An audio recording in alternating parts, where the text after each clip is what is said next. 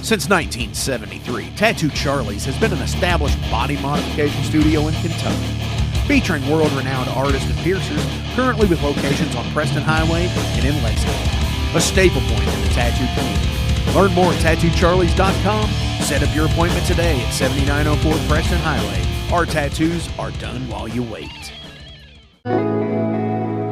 Hey, it's Jeff McNichol down here at Mom's Music, 1900 Melwood Avenue. I was just thinking, when I was a kid, the magic was at Frankfort Avenue, the Mom's Music at Frankfort Avenue, and I used to beg people to get a ride down there just to hang out with the guys and see all the cool gear. Now that I'm the owner of this store, it's like a dream come true. We're recreating the magic with the vibe that we used to have at the old store. We're carrying all the gear that you're going to possibly want. We're giving you the outstanding service and personal attention that you deserve.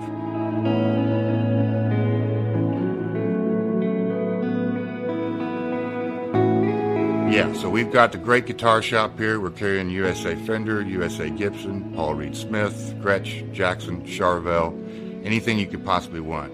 We're going to have it for you. Mom's is and always will be Louisville's music store.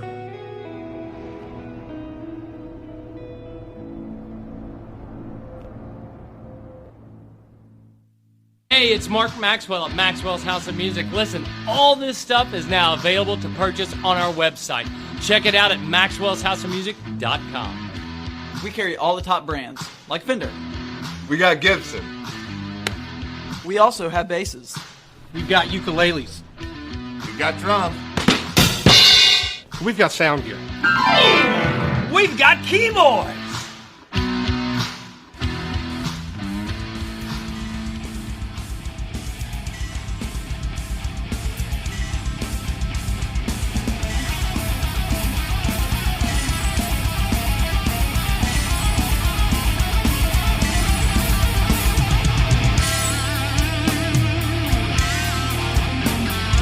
Thank you for tuning into the Metal Forge. I am Mark Jackson and I am your host. The premise of the show is pretty simple. Awesome interviews and awesome music. If you want to contact me, hit me up at metalforgeradio@gmail.com or visit the website metalforgeradio.com. And now let's get this show on the road. What's going on, Metalheads? You're listening to the Metal Forge and I'm your host, Mark Jackson. Thank you all for tuning in today, where it is a week removed from Halloween. You know, awesome. Month of metal, right? I've got Legendry on the show today, in particular the vocalist and guitarist Vidarr The Silent. They're from Pittsburgh. Total awesome fucking scene up there. I've discovered so many bands from that area just this past year, from being able to interview Deb from Lady Beast, Vidarr. Fucking killer scene. Check it out. You're going to be hearing some more today with Legendry. You've seriously got to check this out because it's fucking awesome. The epic power metal, fantasy metal stuff. I used to not be a big fan of it, but as I've gotten older, I've kind of, and I've always been into D&D and stuff like that and fantasy books and stuff. Just never really got into it with music, but it's growing on me, you know, and I'm really liking it. Hopefully you all will too. Before we get into the interview, I want to throw something by you here, and I'm going to riff on this for a second. The other day, on my personal Facebook page, I sent out a little bit of a feeler to people saying, hey, what would you all think if I did like a bonus episode of the Metal Forge and did like a metal book review type thing? I'm not a big reader. I mean, I read blurbs and shit like that, news articles and whatnot, but sitting down to read an actual book, I really have to have a page turner, in my opinion. Especially, you know, it's mostly the stuff that I read will be like biographical stuff or autobiographical stuff. And it's got to be written like they're sitting there telling me the story. I just recently finished Iron Man, My Journey Through Heaven and Hell with Black Sabbath from Tony Iommi. And I've always enjoyed Tony's playing, his everything. And it always seemed like he got a bad rap as being the asshole behind Black Sabbath with wanting to fire Ozzy. I've had the book a long time. I've had it since it came out, but I finally actually read it. I'm thinking about doing an episode about that, along with, you know, maybe a once a month or once every quarter, you know, every few months, throw out a bonus episode. If this sounds like something that would be cool to you, or if you want to contribute, send me some info. I will talk to you about it because it's, you know, just different. And whereas all of the interviews that go on are talking about stuff like recording, touring, them as people. This is a little bit of a different thing, because this ultimately is somebody who has a long storied career, a very historical career in the music scene. Shoot me a message. We'll talk about it. Speaking of shooting me a message, I recently have had some things happen with some friends, and if you want to talk about anything, the Metal Forge door is always open. Send me a message. Send it to me on my Facebook Messenger. Send it to me in an email. If you feel like you need to talk to somebody and you don't have anybody to turn to, you could go do one of those online mental health people, like all these other podcasts support, and telehealth and stuff like that. But if you don't feel comfortable paying for that stuff, which is understandable, dudes, dudettes, duderinos, whatever, just send me a message. All you have to do is just metalforgeradio@gmail.com. I answer everybody that sends me a message. So if you feel like you need to talk, you feel like you don't have anybody to talk to in your everyday personal life, I'll listen. It's important, because we're all in this together, and it's been increasingly more difficult for so many of us as the COVID-19 stuff has went on. So I'm there for you. And now's the part of the monologue here where I'm going to thank the sponsors: Mom's Music, Maxwell's House of Music, Tattoo Charlie's, Wrestling Steve Show, Kentucky Hot Brown Pedalboards, hopefully more to come soon, Anchor, ha ha ha. That's enough of my yakking. I'm going to play some Legendry here. This is going to be Vindicator from The Wizard in the Tower Keep.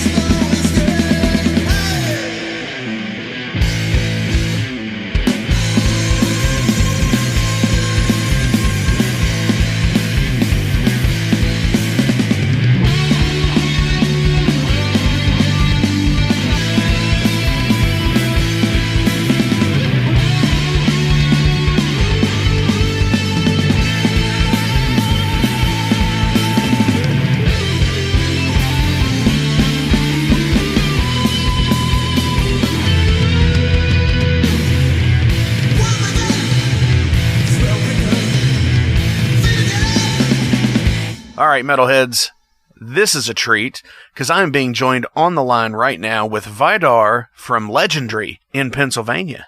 Dude, what's up? Oh, not too much. Getting ready for Halloween and all that. Ooh, yeah, I know. It's totally cool, So you're in Pittsburgh, correct? Yeah, technically speaking. I think that it's probably the closest, like, big city to where we're all from. Like, we're all from different parts. Tell everybody about Legendry really fast.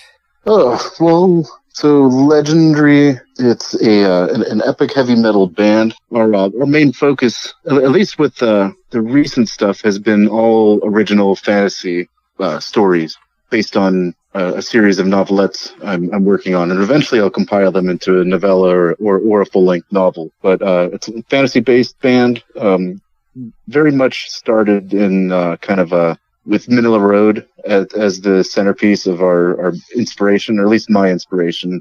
I would say that of course, Crystal Logic album was some of the first material I was really practicing singing and playing guitar. Learned a couple of those songs. So a lot of Manila Road influence and a lot of 70s progressive rock as well. Right. As a heavy influence bank. Yeah, I mean, it's just, we just want to write and play music we like to listen to, or if that music doesn't exist, that's what we're trying to create. I think that's a major point for almost every musician that I've talked to. I think not just on the show, but even in personal life of conversations at concerts, just, one-on-one stuff. It seems like everyone has that same, this is the music I really like to listen to, so this is what I want to play, and if it's not a thing, I want to make it. And that's super fucking awesome, because, there's so many people out there that probably join bands, and then the band changes direction while they're there, and they just either don't quit, or they just keep playing the stuff, and it might not be the thing they want to do. Mm-hmm. Which I've never really got, because it's, your creation. Which is totally cool. Well, I mean, it is a thing where it's like you're making the music you want to exist. Go ahead. So it looks like you've got a demo, a couple of full lengths, and a most recent is an EP with a few cover songs and an original. Correct? Yeah. We have three full lengths in the demo and the EP we just finished up. Tell me about the writing process for you guys. Are you all in the same area? Do you have members in different parts of the country? How is that? We're all central to Pittsburgh. I'm originally from there. I'm living just west of there in the little sliver of West Virginia between Ohio and Pennsylvania. So I'm living there, and Kicker lives up north a little bit. And we actually have a new bass player we have not introduced to the world yet. So we'll leave him a mystery for now. Ooh. But yeah, right. But our writing process, I mean, really from the beginning, well, the first two albums and the demos, Kicker and I wrote those together. And the way we'll work is, we'll come up with a riff. A lot of the times it's stuff that comes up on the spot. Like it's kind of off the cuff, sort of like one of us just comes up with a cool riff or a cool drum pattern, and we develop that into a piece. But first two albums we recorded completely backwards. We essentially recorded the songs, then wrote the songs, then rehearsed the songs in that order. Whoa. So we basically, yeah, I know. Like, so we would come up with, like, verse, bridge, chorus, breakdown riffs, organize them into a song structure, basically, and then record just the guitars and drums together. And then I would go back over top of that, write words to it, basically construct that or form that into a song. It had all the lead guitars and all the interesting parts and keys and, stuff that makes it not just a skeleton, and then we would take that and rehearse it for live. So we did that for Mists of Time and Dungeon Crawler. It's like a block recording type. Yeah, it was. It was the only way to really do it, because with the way I play, I think more in terms of composing music. I don't think of it really so much as like a guitar mastermind. I think of it more like I'm composing a piece. So I'm thinking about the bass line, I'm thinking about the lead guitars, and as soon as I can break away from the basic melody, the better. Then I start kind of crafting into different parts.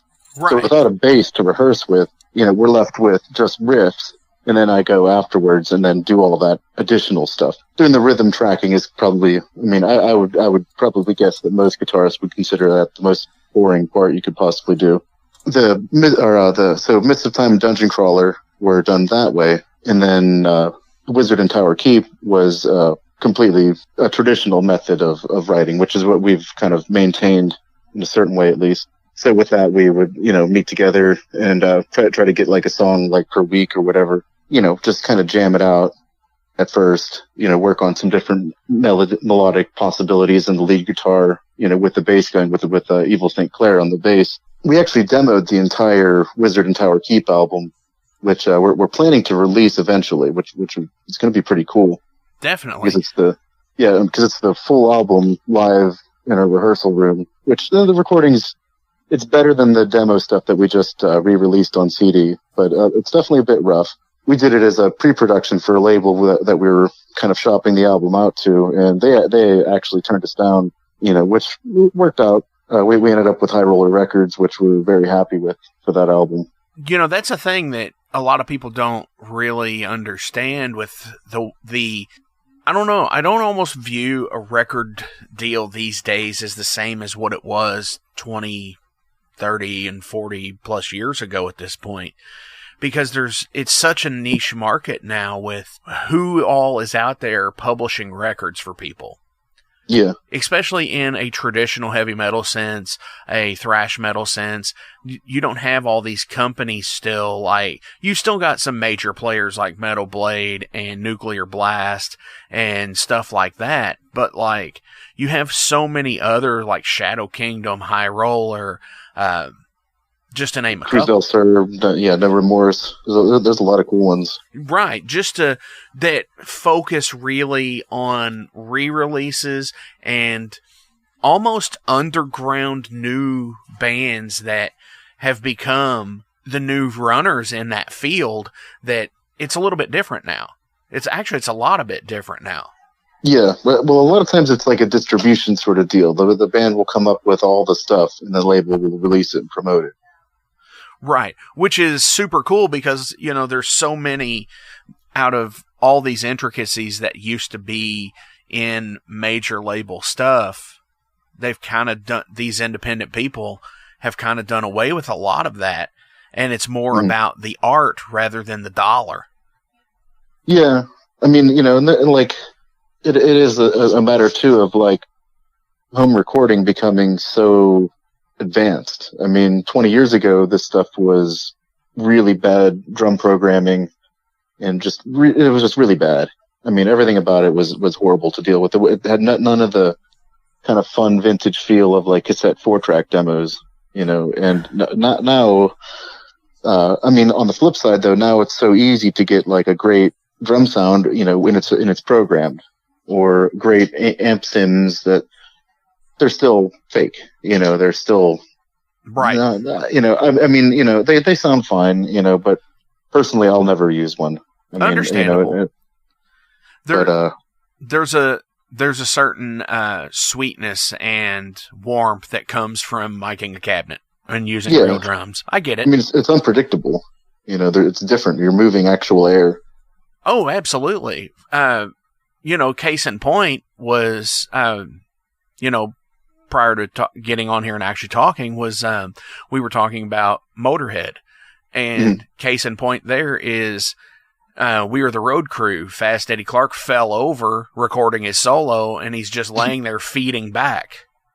Yeah. And somebody comes in and helps him get up as he's feeding back, and then he goes right back into soloing, and that's the take that made the album. Yeah, and some of those like Motorhead albums sound horrendous. But it's so much energy, and it's like, right. So it doesn't matter. It's just aggressive and mean sounding. Like the production on Bomber and Iron Fist. It's just like, by anyone's standards today, it sounds awful. Right. The Bronze recording era stuff for them it sounds so bad. And then you've got, but like I love it. It's right. It's that raw quality.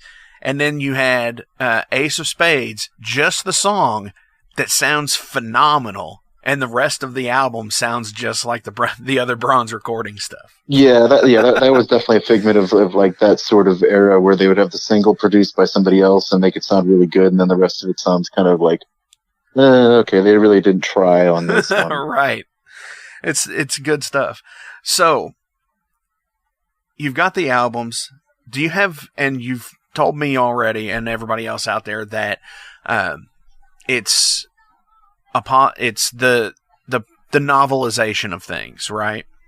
You're considering wanting to put them into a novel form. Yeah, so the Wizard in the Tower Keep, the novelette was released a year prior to the album in the anthology Fierce Tales, Savage Lands, which was Millhaven Press was the company that released that. It's still available. You can find that on like a paperback. I painted the the book cover for that as well. Oh wow! But so that was a kind of basically the genesis for that was that on Mists of Time, I had a couple of original subjects, and those are based on the figure on the album cover, the guy that has his back turned all the time. Yeah, the barbaric warrior. Yeah, he has no name basically. He's kind of the Clint Eastwood of barbarians, but I sometimes refer to him as the Earth Warrior, which is one of the last tune on Wizard and Tower Keep. So I was writing a few original pieces that were not really kind of loosely tied together. The Mist of Time song dealt with the figure on the album cover, and then that kind of grew from there. With Dungeon Crawler, I still had a couple of those original tunes, and the other halves of both these first two albums were based on Robert E. Howard's Conan stories. So songs like Shadows in the Moonlight, Rogues in the House, Phoenix on the Blade, they're all based on Robert E. Howard short stories. I wanted to kind of develop that further where I was writing my own prose to base the lyrics on, so that way I would be kind of responsible for the whole aspect of it. So, that way when I'm writing my kind of esoteric lyrics, then, I'm really just boiling down, a couple thousand words of prose into 12 lines of lyrics. Right. It's almost like the Margaret Weis and Tracy Hickman stories of Dragonlance, where they were derived from their campaigns under Gary Gygax's group, and they just put it in novel form. Yeah, exactly. I mean, it's... Dude, that's fucking killer. Well, it kind of comes down to, the reason I sat down, like, what was really the kind of turning point was watching I forget which Rush documentary it was. It was one of the more recent ones. And they were showing like the screenshots of Neil Peart's lyrics, where he had like little pictures, like for like Rivendell. It was like little pictures of Rivendell, but they were like on some of them he had like this prose thing that was explaining what the song was about. And I thought that was a really cool idea. So I sat down at my computer about 2 a.m. and put on Crescent Steel and started writing The Wizard in the Tower Keep, and I got like 3,000, 4,000 words done, and before I even knew what happened. And well, of course I had to have it released in some way, so made that happen. Hell yeah. Metal with a backstory. Yeah, the next album now, the novelette actually has been out for a year in the Swords of Steel Omnibus collection. So I don't know if you're familiar with Swords of Steel. That's DMR Books. Yeah, it's a really cool series. I was very happy to be a part of it. So there was originally three Swords of Steel books, and they're basically heavy metal musicians writing short stories. So here I got the book right here. It has actually Jason from Eternal Champion wrote a story for it. He actually just published his first novelette with DMR Books just recently as well for the new Eternal Champion record. It has stuff with Mark Shelton under the E.C. Hellwell name. Who else is in here? D.L. Lackner. Yeah. Scott Waldrop. Yeah. Awesome. Byron Roberts from Balsa Goth. Yeah, it's got a bunch of cool dudes in it. Definitely. So some of these, if you go onto the Amazon page, a couple of them you can actually see pictures of the people too. Oh yeah. Awesome. So, out of everything that you've written so far, do you have a favorite song out of all of that stuff? That kind of changes. I mean, I think I like playing Earth Warrior the most. I mean, because it is kind of an adventure to play. There's a lot of stuff to do, especially for me.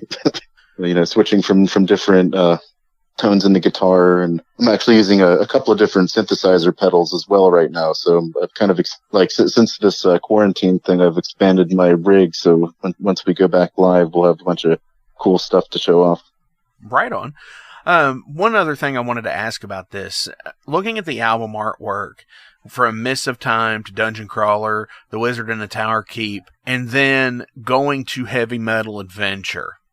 With that being a couple, like Broadsword, the Jethro Tull cover, the Manila Road cover, I'm looking at the artwork for that, and it seems like the Barbarian is in the ruins and in the throne.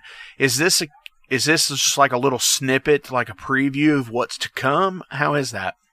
It's actually a view into the past. So all the album covers are, they're not exactly in sequence. I would say Heavy Metal Adventure is the first. So that depicts a scene, and in the CD and LP version of it, not LP, vinyl EP. I keep getting that mixed up. But right. In the vinyl edition, there's a lyric sheet.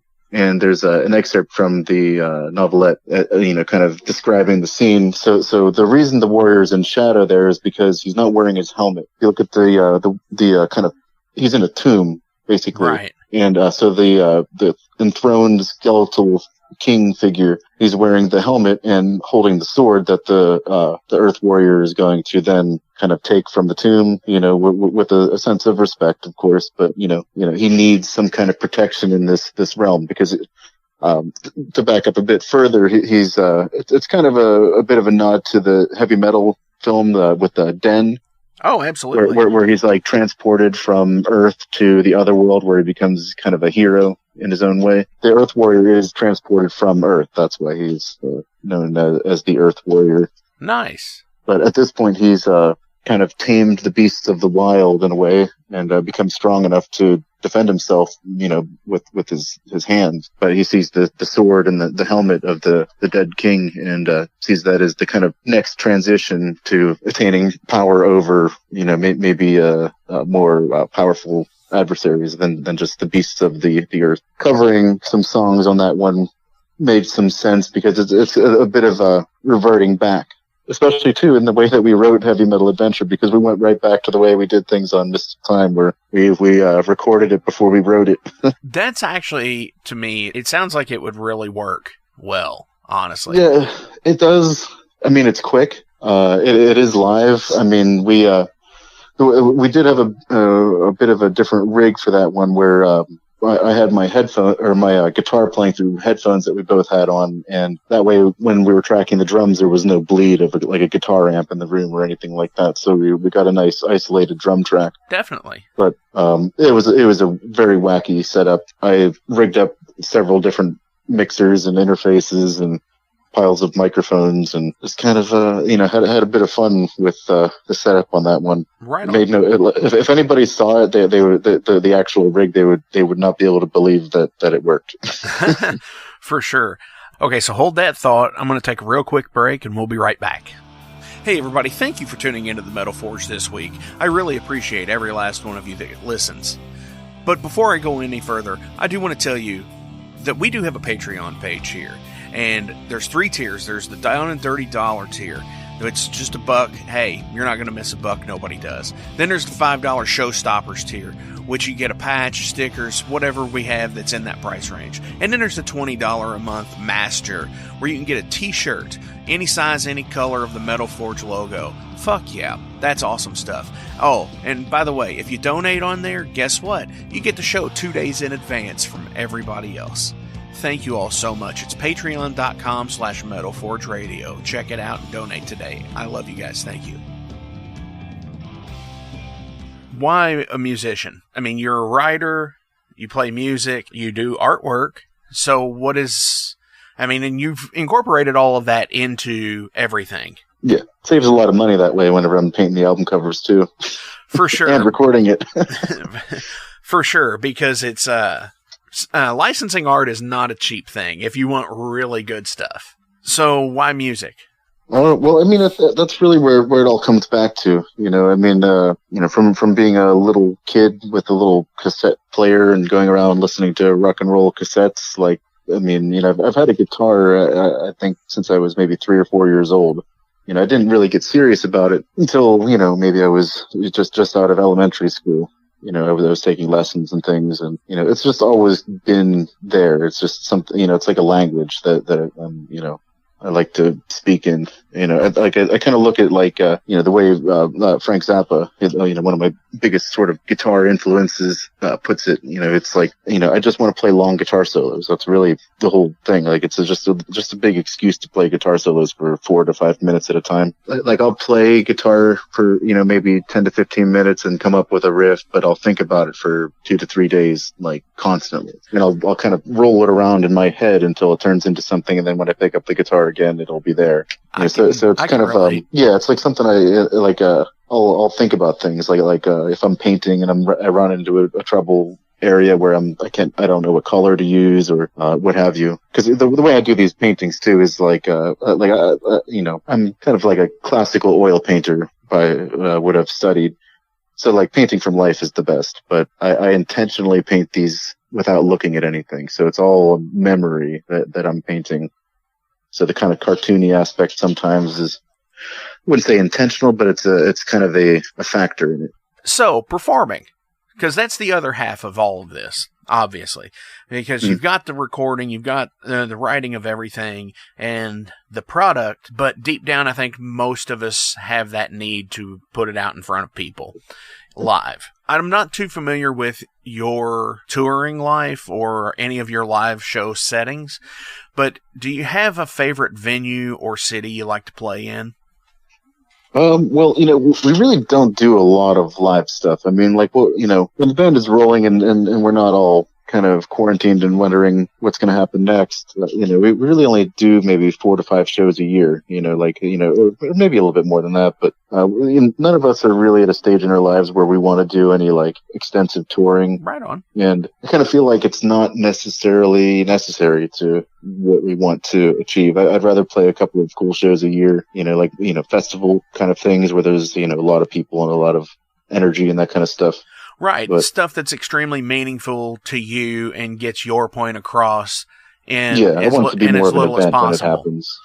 The recorded thing is where I'm at. I'm a somewhat reclusive person. I don't necessarily like playing live is not like a comfort zone for me. Okay.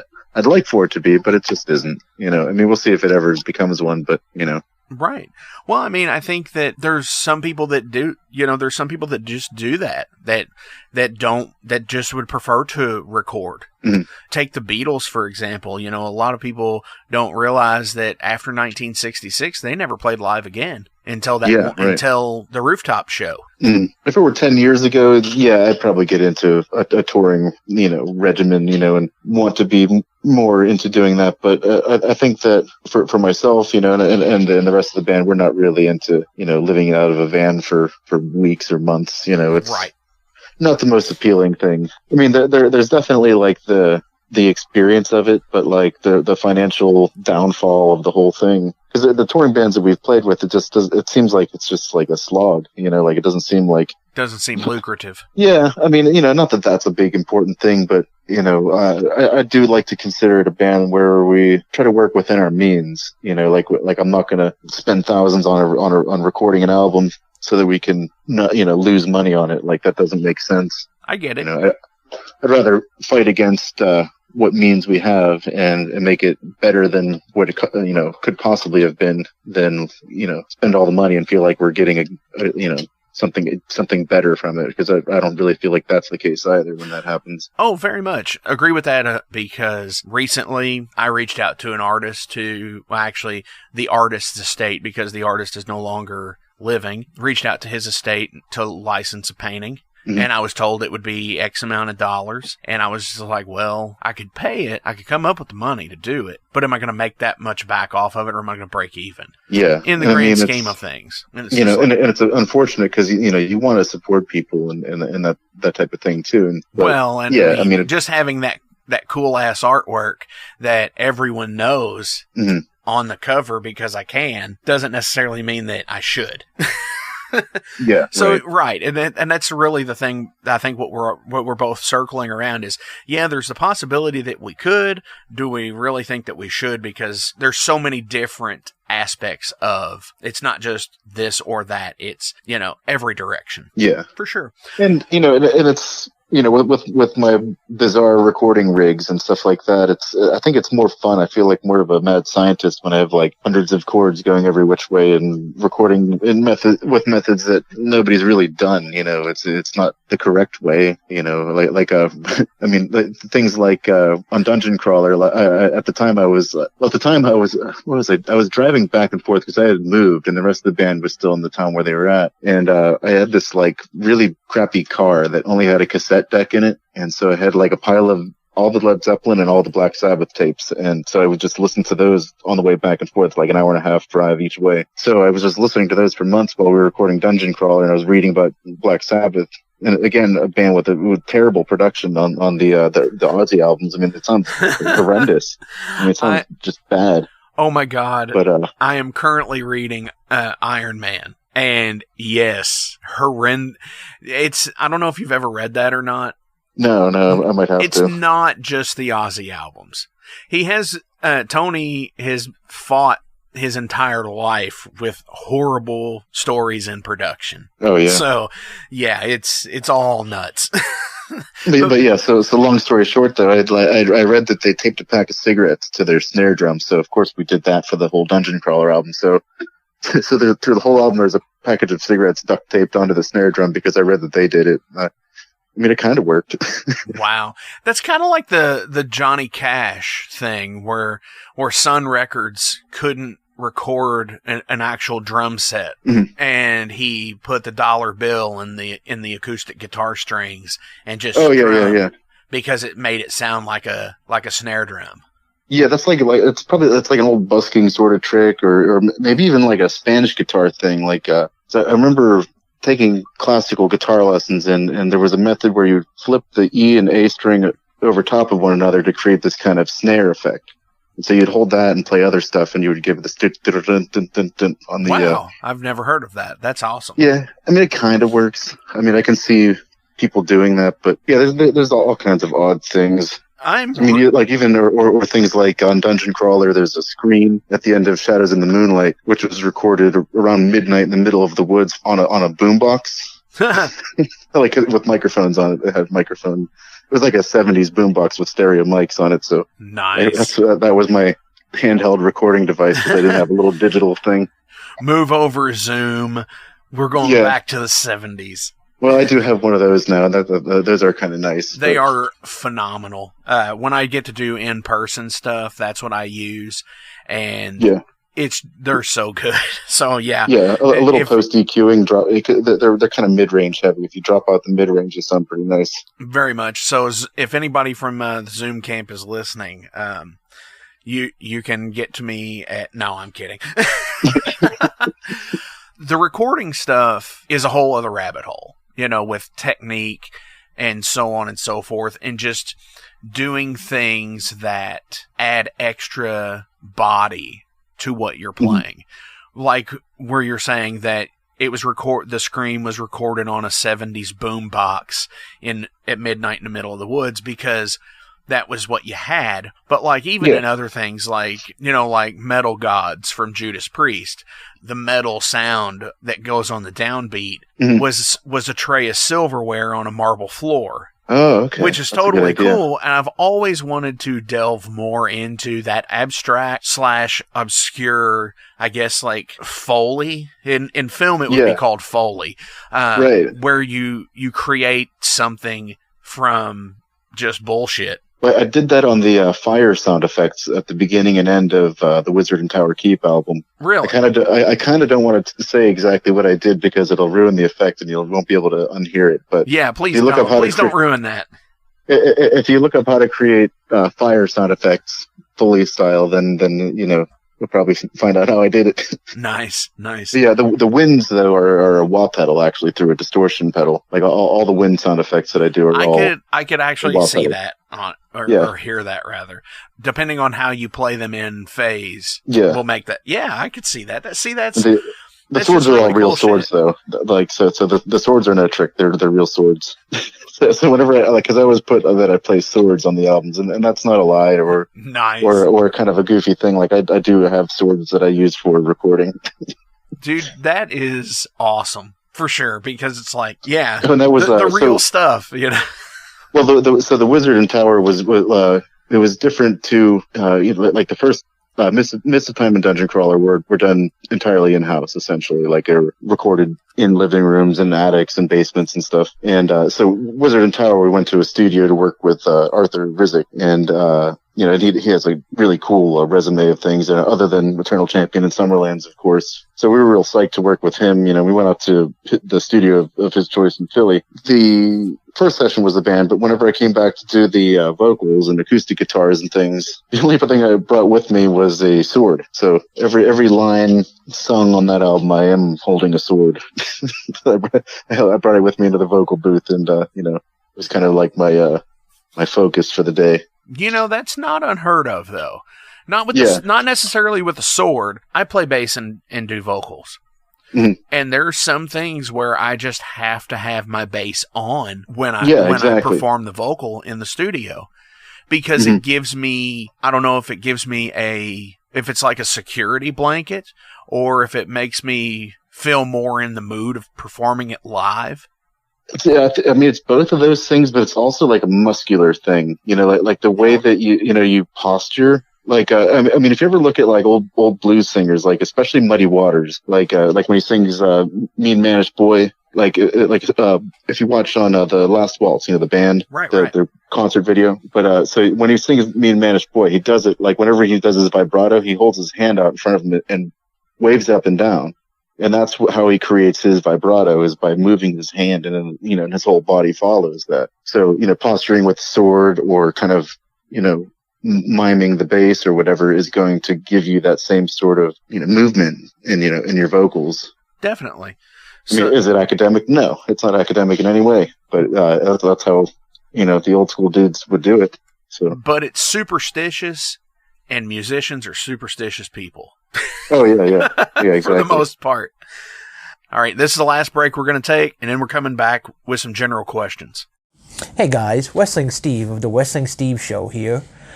So if you're currently listening to the Metal Forge with Mark Jackson, then you understand that Mark Jackson has a pretty discerning taste when it comes to music as a whole. You'll also understand that he has a discerning taste for professional wrestling, just like me. My show is called the Wrestling Steve Show. I talk about modern and classic pro wrestling in a completely unbiased, unfiltered way. Be sure to check me out on all available podcasting platforms. That is the Wrestling Steve Show, and I am the host, Wrestling Steve. Just remember, like Confucius said, man who goes through turnstile in Thailand is going to Bangkok. Pro wrestling. All right, so I do like to ask some general questions here about you, about the people who make the music that I prefer to listen to and like to tell everybody out in Metal Forge Land about. Because that's the one thing we all have in common here on the show, is we're all metalheads. We all like art and stuff like that. So this is about you. What was your first concert? The first concert was The Who. It was Pittsburgh Civic Arena. My dad took me. I was in third grade, so it must have been like, I don't know, 6 or 7 years old or something like that. Wow. Or and The Who was my favorite band at the time. That's what I listened to on my little cassette boombox that I would carry around with me. And so they played the Quadrophenia album in its entirety. It was pretty amazing. I was a kid. I don't remember too much of it, but they still had John Entwistle in the band. Of course, Keith Moon had already passed on, so he wasn't there. But but they did the whole album, and then they did like an acoustic sort of set where they played some other classics. But yeah, that was pretty cool. Right on. The next one though was G3 with it was Joe Satriani, Steve Vai, and at the time Kenny Wayne Shepherd with Robert Fripp opening. And that one my mom took me to, and I got she had like that backstage pass thing, so I got to meet all those people. So I've got pictures of me with Steve Vai when I was a little kid. It was kind of an interesting thing, I guess. Definitely, and completely off the deep end musician that, like, you know, everybody who listens to him knows about all of his stuff, but like the stuff with him and Zappa. Yeah.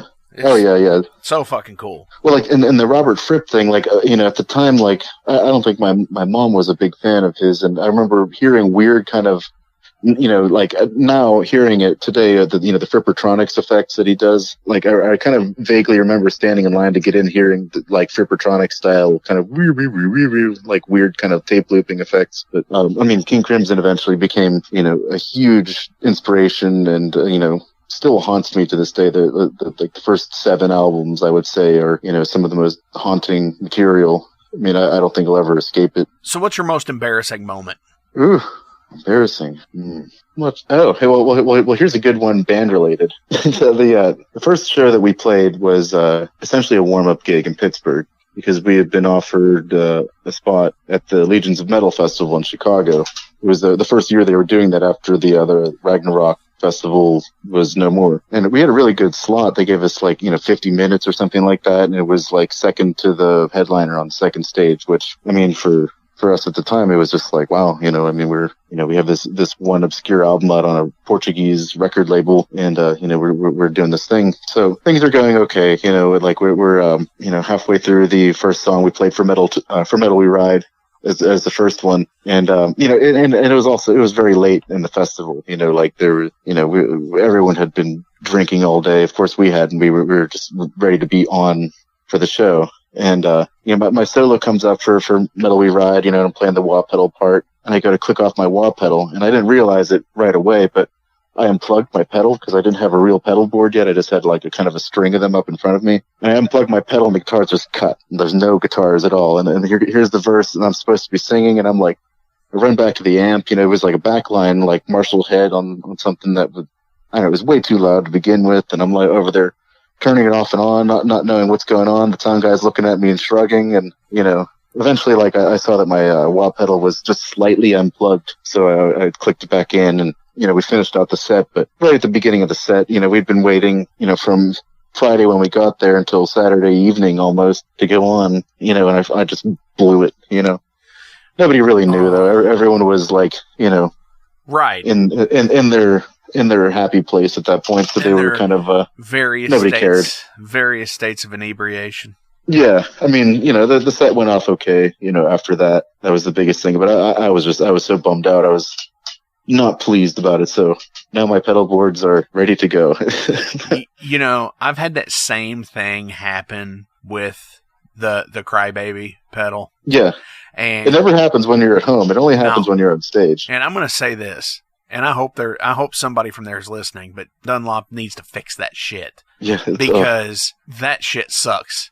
Especially, you know, if you're using like a little 90 patch cable, It's the worst. It's the worst. Well, then the little rubber feet come off. You know, if you're not like because I wasn't using the board and it was a hard stage, and the little screws just skated across. And yeah. What's your favorite color? So I get asked this a lot because I'm a painter, and I always say I don't know. I don't have a favorite. I legitimately just don't have a favorite. I have favorites for different applications. You know, I mean, like as far as clothing, black, and pretty much that's it. But like, none more blacker. Well, you know, it's just everything matches. I don't have to like, you know, worry about does this match? Like, you know, the only thing is you have to fold shirts with the images on the outside so that you can see what they are, because otherwise it doesn't make any sense. Just another black shirt, right? Right. And it's slimming. Right, yeah, there you go. I get that because of being a visual artist as well. I relate, especially when I, you know, first started painting. Most overrated musician, actor, or sports team. Any one of those three, who would be the most overrated in your opinion? Looking for names here. Names. Well, I don't follow any sports whatsoever, so that's right out. Movies. So most overrated actor or musician? Let's see. I mean, you know, with movies, I couldn't say either because I don't really watch anything past like 1992 or 3. Everything past that is kind of like, except Lord of the Rings, maybe. So musicians, bands. It's a good one. Maybe like It's like the guitar player from U2. I don't really know if I really. The Edge. Yeah, I don't like. I can get a delay pedal, I don't know. but that's all I really have. I don't really have a whole lot of trash talk for music. No. I know how difficult it is. Oh, absolutely. And I mean, I don't necessarily think it's trash talk, but it's like, I think it's the ones who you don't see the appeal in. Yeah. That should be the. I mean, if anything, like it would be more of a broad thing where, like, the kind of. I mean, we were talking about like the bigger record labels, like Metal Blade or Nuclear Blast, like the kind of the sound of the very. It sounds like pop music, with the way the vocals are just very perfect, and the drums that go and it's just like the kind of like modern power metal sort of. It just sounds like pop music. I mean, a lot of people seem to like it. I mean, they're producing it, and it's on a pretty high level, So I guess a lot of people are paying for that stuff, but I'm just it's beyond me why it is what it is. I think it's like eating too much candy. It's like obvious, right? For sure. Christmas or Thanksgiving. Well, see, like I associate holidays with different musics a lot of times, or different like things I really like. So I go on a seasonal thing. Right. So, I mean, like right now, of course, it's like the Merciful Fate, Halloween, Typo Negative, that sort of thing. Sisters of Mercy too. But like Thanksgiving doesn't really have a band. I would say it's Mystery Science Theater. I don't know if you're familiar with that TV show from the 90s. Oh, hell yes.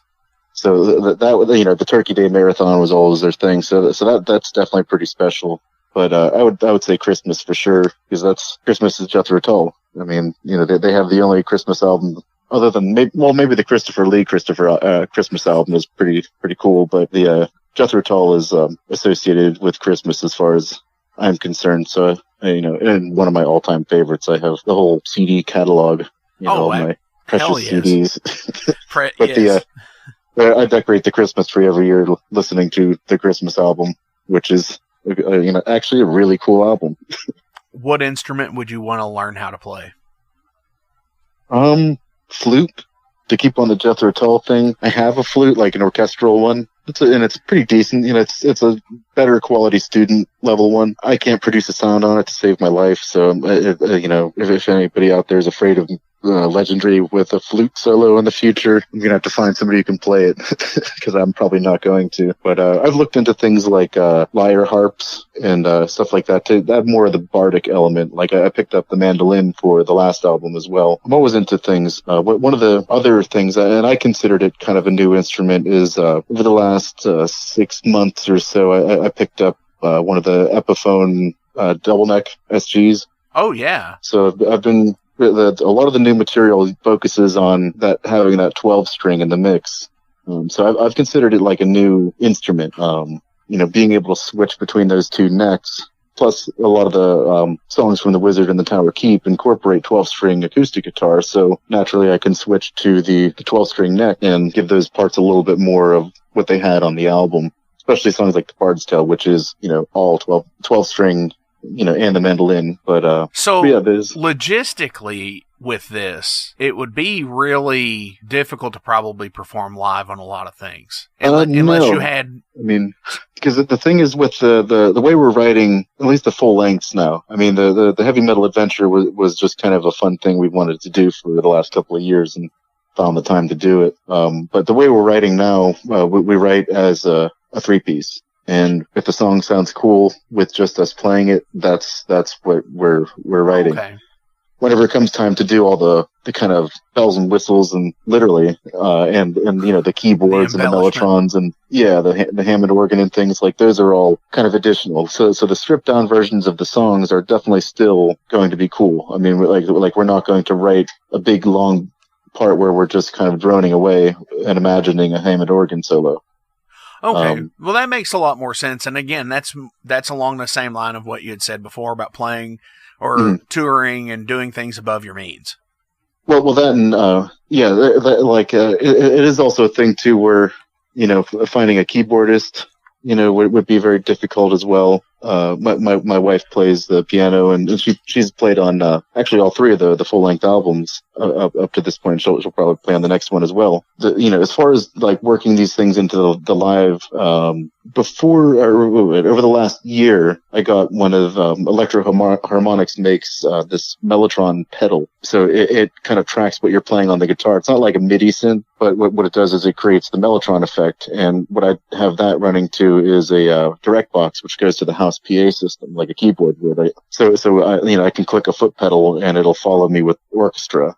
And I just recently added one of their C9 pedal, which is the Hammond organ. So I do have live versions. They're different from the studio versions because the Hammond and Mellotron will not deviate from what I'm playing on the guitar. The sounds are there, and they will make a live appearance. So awesome. Well, that's super fucking cool. Yeah, it's any way to make as much noise as possible, basically, because it's like kind of the Rush thing, like how many things can I do at one time so that we can make the sound like 5 people? Definitely. So before I ask the last question, do you have any shout outs you want to give? I guess a big one would be Noity. We've been working with him with his Golden Core and Zwix Records in Germany for the heavy metal adventure. I mean, he's been awesome. We met him when we played with Manila Road in Pittsburgh, and I felt bad because he bought one of our CDs, and I was going to give him one, and he bought one before I could give it to him, so I felt bad about that. But we've been working with him, and on the 30th, we have a 2 CD collection coming out on Golden Core of Mists of Time and Dungeon Crawler, which is pretty exciting. It has a big, extensive 20-page booklet with a new kind of backstory of the band that I wrote, and it details a lot of the nonsensical recording elements and some of the chaos that's gone on, and has some photos that haven't been published and things like that. Sweet. That's it. Yeah. Then the cool thing about the music though is so Mist of Time was the first thing we recorded, and if you buy the CD, you'll see the kind of it shouldn't work. It should not work. The way that we recorded it was completely wrong in every way.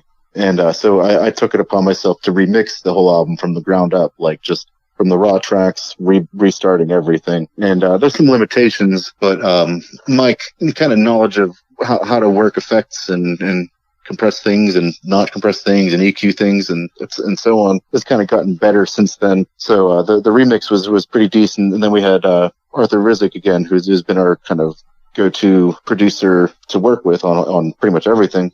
We've sent it to him to have it mastered, and we have that sounding as good as it can possibly sound. So that's kind of a brand new thing for this 2 CD. But yeah, the 30th that's coming out, and we'll have copies of it, and Zwix will have copies as well. Yeah, look out for Noity to do an unboxing video, I'm sure. So, right on. Yeah. Anybody else you want to shout out to before you go? Yeah, no, not that I can think of. I'm probably forgetting something, but that's all for now. And you can find music at legendry.bandcamp.com. And where else can people find you? The first 3 albums are all on Spotify and iTunes. And the New Wave of Traditional Heavy Metal Full Albums channel on YouTube always hosts our stuff as well. So if you want to check it on YouTube. But the Bandcamp is our primary base for everything. That's the one that if you want to support the band, that's the place to go. Definitely. I know you can get all 3 albums on there along with the EP, Heavy Metal Adventure. You can get Initiation Rituals, which are the demos. And yeah, we're setting up to restock the CDs for Heavy Metal Adventure as well. Awesome. So we will have a bundle packed, with basically every CD studio album that'll be coming up too as well. So. And you do have some merch and stuff on there as well, correct? Yeah, we have some really cool long sleeves. That we had straight printing as well. Our buddy Bill Ross also from Manila Road. He played bass on the EP remotely, and he helped us out with some really awesome T-shirts. He has a very cool company called Straight Printing, and so we have those set up on there, and we have some woven patches as well. Shield shape, of course. It's the only correct shape for heavy metal patches. Right. But yeah. All right. And the final question I have, and this is why we do what we do here, because we ask hard-hitting questions. What's your favorite animal? That would have to be a bear. not really specific on which kind of bear, like, black bear or grizzly bear, but I wear a silver bear claw around my neck, like as a necklace. I've worn some form of a bear claw for maybe 10 to 15 years. It's kind of a totem item. I see it as my kind of spirit animal. And it's also good in case I need to sterilize or keep sterile drinking water. Right. So I can use the silver to do that. That's actually why it's a bit of ancient trivia. The wishing wells, when they would throw the thing of throwing a coin into the well, that comes from the purification of the water. Like the gold and silver coins would keep the water sterile. So that's why the towns would all, they would all throw coins into the well to keep the water good. How well it works, I'm not sure. I'm not really a scientist either. I'm not an alchemist. It's nice to think that maybe, like if I'm trapped in the wilderness, I can use this claw around my neck as some kind of a way to keep clean drinking water. But yeah, so the bear would be my animal totem. Right on. Absolutely. Vidarr, thank you for coming on to the Metal Forge. Looking forward to the new dual release and everything else you all put out. Before we go, what do you want me to play? Well, I think Heavy Metal Adventure would be a cool one. I think it kind of encapsulates a lot of what we're doing right now. Yeah, so I think all it's right. a current thing to do. Here we go on one Heavy Metal Adventure.